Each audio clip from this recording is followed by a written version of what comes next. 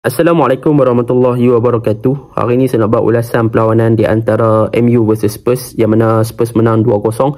Ini adalah satu kekalahan yang orang kata apa, perlu diberi cakna dan juga perlu diberi perhatian oleh Erik ten Hag dalam memperbaiki kelemahan-kelemahan yang ada lah. Dan untuk Spurs, mereka berjaya untuk bangkit selepas seri dengan Brentford 2-0. Kali ini mereka berjaya bangkit untuk kalahkan MU dengan gameplay yang lebih memuaskan, dan mereka berjaya untuk memastikan yang bahagian tengah dikuasai, didominate oleh mereka dan tidak memberi ruang kepada pasukan MU untuk control the ball di bahagian tengah. Dan sebaliknya, mereka punya man-to-man marking pun memang sangat efektif, dan terutamanya daripada segi bahagian centre back yang berjaya mengawal Rashford daripada bergerak bebas dengan dua jagaan daripada centre back, iaitu Romero dengan Van, yang mengawal rapi Rashford supaya Rashford tak ada space untuk masuk ke dalam di box. That is a good thing lah tentang pasukan Spurs. Jadi tanpa membuang masa, mari kita masuk ke dalam ulasan perlawanan lah. Untuk ulasan perlawanan kali ini, saya akan mulakan dengan Manchester United.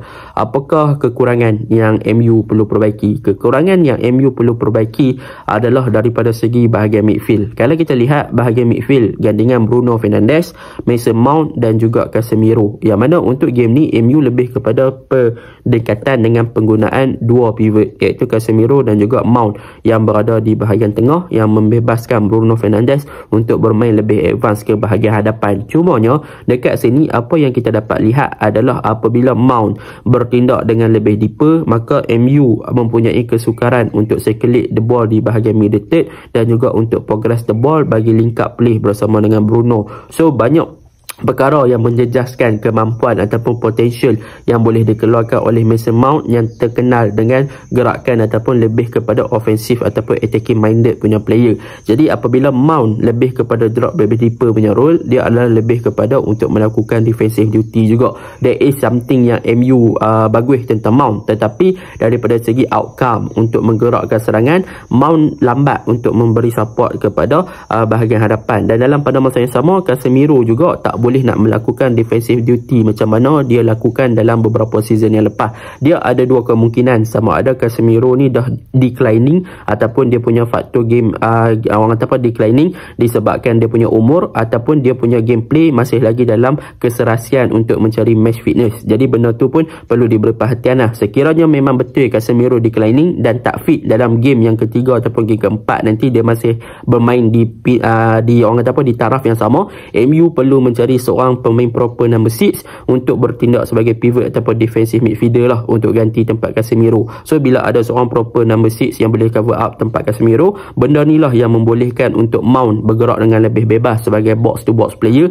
untuk membantu bahagian serangan, dan dalam pada masa yang sama buat defensive duty tanpa perlu untuk memfokuskan bahagian tengah dalam ball progression ataupun lebih kepada untuk membantu ball progression dengan lebih better lah. Dan dalam perlawanan yang semalam juga, kita tak boleh nak salahkan the midfield sahaja. Sebab apa?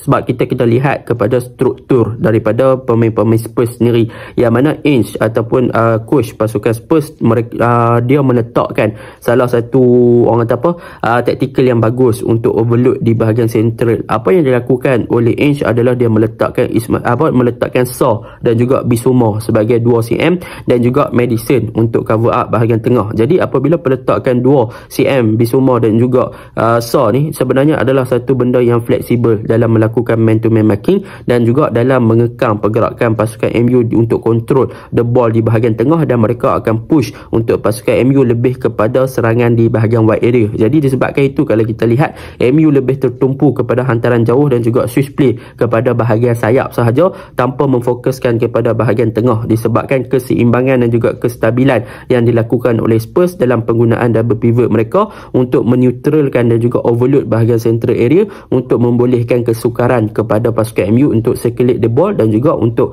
menggerakkan bola di bahagian tengah. Dan untuk game ni memang Bissouma dan juga Shaw memang perform gila-gila lah. Kalau kita lihat, Bissouma lebih fokus kepada defensif punya player, dia memang banyak cover up bahagian kiri, tengah dan juga kanan. So di mana ada bola, di situ dia pergi, so benda tu bagus. Dan dalam pada masa yang sama, Shaw yang memberikan satu variety priority kepada bahagian tengah pasukan Spurs untuk membolehkan pasukan Spurs menggerakkan bola lebih tinggi lah. So apabila Shaw dapat bola, kita boleh nampak lah yang Shaw ni dia ada kelebihan daripada segi untuk drop deeper. Kalau kita lihat gol daripada Shaw pun bermula daripada Shaw sendiri, bagaimana dia buka game kepada Kulusevski. So daripada bahagian tengah dia masuk ke dalam D-box untuk dia receive the ball dan menjaringkan gol. So benda tu adalah kelebihan untuk pasukan Spurs apabila ada dua player yang mempunyai orang kata apa, keserasian dan juga mempunyai kelebihan yang berlainan, yang mana Bissouma lebih kepada untuk ball progression dan juga defensif, Ismail Sarr lebih kepada untuk naik lebih advance ke bahagian hadapan untuk bantu dalam fasa attacking, dan dalam pada masa yang sama dia juga boleh buat kerja defensif. Kita boleh nampak bagaimana dia memberi pressure kan. So benda tu bagus untuk pasukan Tottenham. Dan dalam masa yang sama kita boleh nampak Maddison, dia punya gameplay apabila dia drop deeper, dia akan membentuk untuk membantu Bissouma dan juga Shaw untuk memastikan yang boleh buat kerja defensif, dan dalam fasa attacking ataupun counter attack, maka Maddison yang akan bawa keluar bola daripada kawasan pressure yang dilakukan oleh MU, dan dia juga adalah fokus point untuk pasukan Spurs melakukan switch play. Dan semalam kalau kita lihat gol yang dijaringkan oleh Ben Davies ataupun on goal daripada Martinez tu, memang bagaimana orang kata apa, Maddison berjaya switch gameplay kepada Perisic yang stretch out ataupun tengah hold the touchline. So that is a good thing lah tentang benda yang orang kata apa, tentang Spurs punya gameplay. So benda tu yang menyebabkan Manchester United outplay. So benda tu perkara yang pertama. Yang kedua, kalau kita lihat daripada segi MU punya serangan, MU meletakkan Rashford sebagai striker dan dia letakkan sebagai top striker. Tapi kelemahan Rashford, he is not one of the best striker yang bagus daripada segi positioning. Dia ada ball control yang bagus. Kalau kita lihat game ni, kalau dia drop deeper, dia collect the ball pada bahagian bawah, dia boleh bawa bola dengan skillful punya. Tetapi daripada segi positioning, daripada segi seorang striker, dia lebih better ada positioning yang bagus dan juga finishing yang bagus daripada dia jadi player yang ada skillful dan juga boleh bawa dribble. Sebab apa? Sebab seorang striker dia punya position that is important. So itu yang Rashford tak ada sebagai seorang striker. Tapi benda ni saya rasa boleh fix kalau Hojlund dah orang kata apa, Hojlund dah baik, maka MU boleh baikilah benda ni dan put balik Rashford as a left winger. Dan untuk game ni juga yang ketiga, kalau kita lihat daripada segi penggunaan Anthony is not given impact untuk pasukan MU. So benda tu memang agak ketara. So memang tak nampak impact sangat. Manakala Garnacho, he is still young, tapi gameplay dia bagus. Bagaimana dia boleh masuk dan sepatutnya dia boleh dapat penalty. Ref tak bagi penalty pula handball tu. Tapi dia still lagi need improvement. MU still lagi need a better left wing. So itu yang MU banyak benda yang kena baiki lah untuk pasukan MU. Dan kalau kita lihat the good thing tentang MU, waktu first half mereka bermain dengan baik, pressing well dah bagus, and cumanya Onana punya distribution ball buat masa sekarang yang paling bagus kan. Dia guna ball semua dah dia buat, memang passing memang lawa, and Onana dah bagus as a goalkeeper punya distribution. Tapi dalam pada masa yang sama, MU kekurangan orang untuk connect antara midfield dengan defend department dan juga Onana. Bagaimana mereka nak progress the ball? Siapa yang akan jadi defend yang ball playing defender? Takkanlah harapkan Martinez saja. Siapa yang nak main untuk high line? Selalunya apabila ada distribution ball ataupun goalkeeper yang bagus, kita perlu ada seorang centre back yang boleh bawa bola untuk connect dengan bahagian tengah dengan lebih better lah. Tapi MU masih lagi belum cari keserasian bagaimana mereka nak gunakan Onana untuk daripada pembinaan budak pada bahagian bawah. Sebaliknya MU lebih guna Onana daripada segi distribution ya, and daripada segi budak masih lagi belum kita nampak secara kompleks. So benda tu yang perlu untuk MU perbaiki daripada segi structure lah.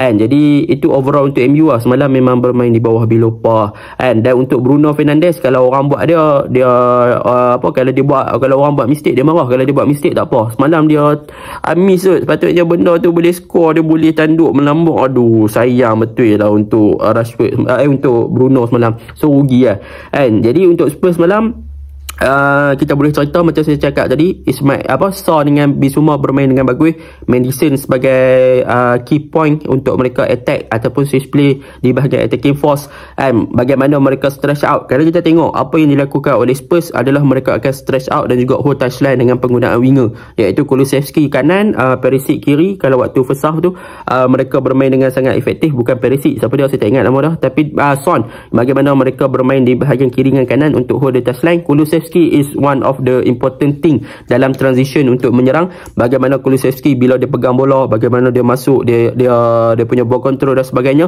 Cumanya Kulusevski kalau dia baiki daripada segi decision making dan juga daripada segi tidak tamak sangat, tak selfish sangat, mungkin Spurs boleh create lebih awal gol lah, sebab daripada gameplay Kulusevski dah bagus.